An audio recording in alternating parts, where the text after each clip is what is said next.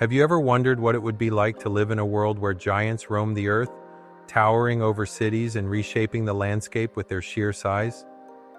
Or how about a reality where angels weren't just heavenly messengers, but complex beings capable of rebellion, and even fathering children with humans? Sounds like the stuff of myths or blockbuster movies, doesn't it? But believe it or not, this isn't fiction. It's the story of the Nephilim, as told in the Book of Enoch. If you've ever been curious about these legendary giants and the cosmic drama surrounding them, then pull up a chair.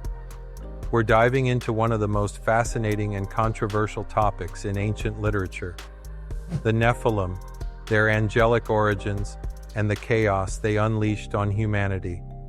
Let's start with the basics.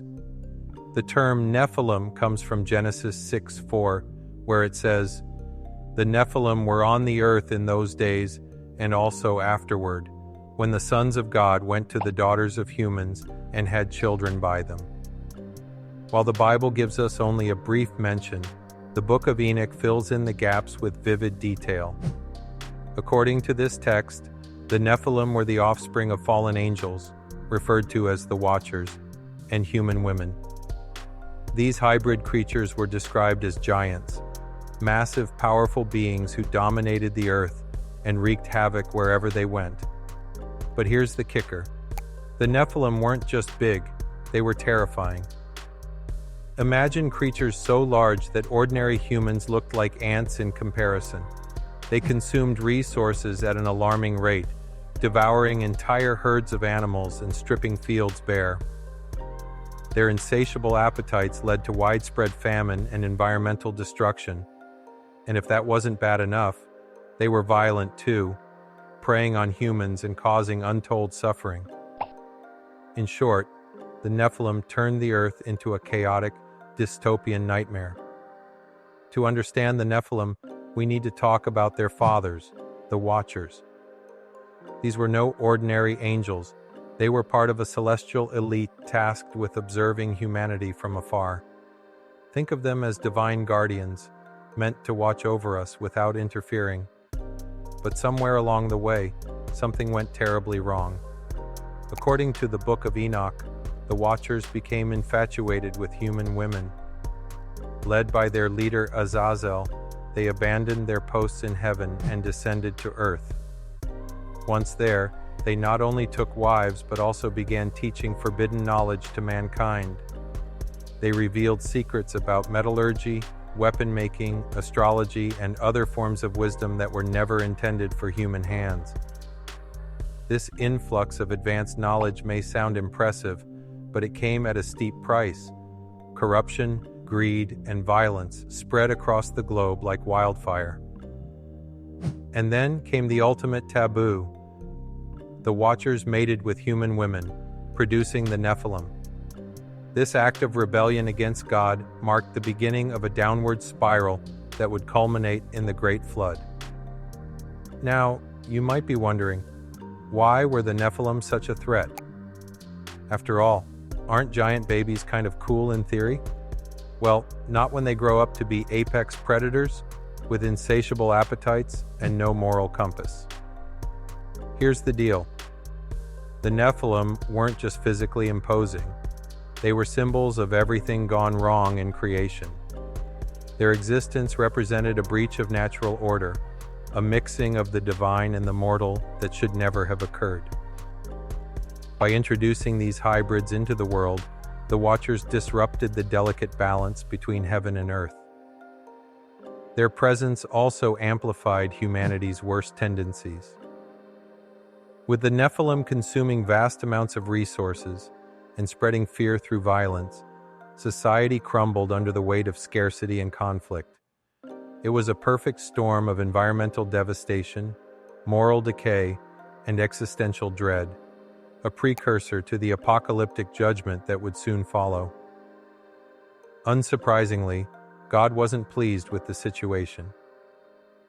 The combination of angelic rebellion, forbidden knowledge, and rampant corruption had pushed the world to the brink of collapse.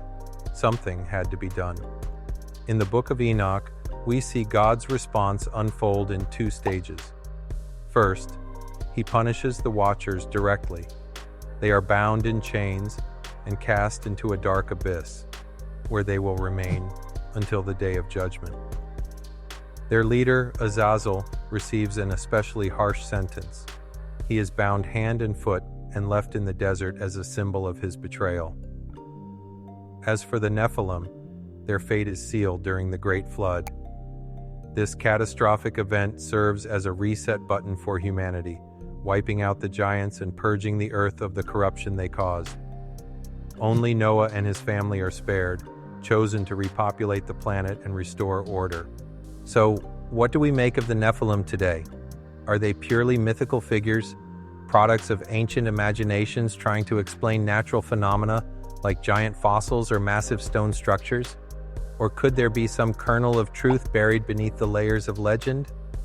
One thing is certain: the Nephilim have captured our collective imagination for centuries.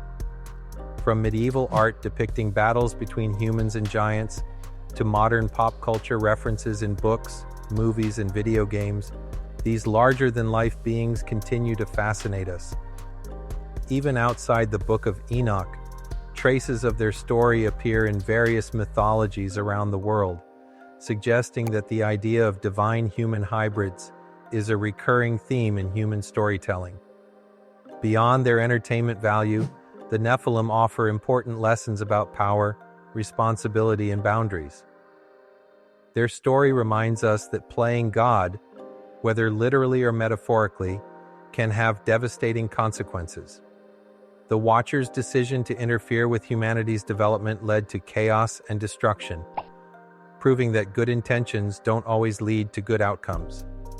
On a personal level, the tale of the Nephilim challenges us to reflect on our own actions. Are we using our knowledge and abilities responsibly, or are we contributing to the very problems we claim to want to solve? Like the Watchers, we often face temptations to push boundaries and pursue forbidden paths, but unlike them, we still have the chance to choose wisely. There's something undeniably compelling about the Nephilim. Whether you view them as literal historical figures or symbolic representations of humanity's darker impulses, their story resonates on multiple levels. It speaks to our fascination with the unknown, our fear of losing control, and our longing for redemption. So next time you hear someone mention giants or fallen angels, remember the Nephilim. Remember their colossal stature, their tragic origins, and the cosmic drama that surrounded them. And maybe, just maybe, let their story inspire you to think twice before crossing lines that shouldn't be crossed. Because sometimes the biggest dangers aren't the ones we can see. They're the ones born from hubris, unchecked ambition, and the desire to play God. And trust me, those kinds of giants are far harder to defeat.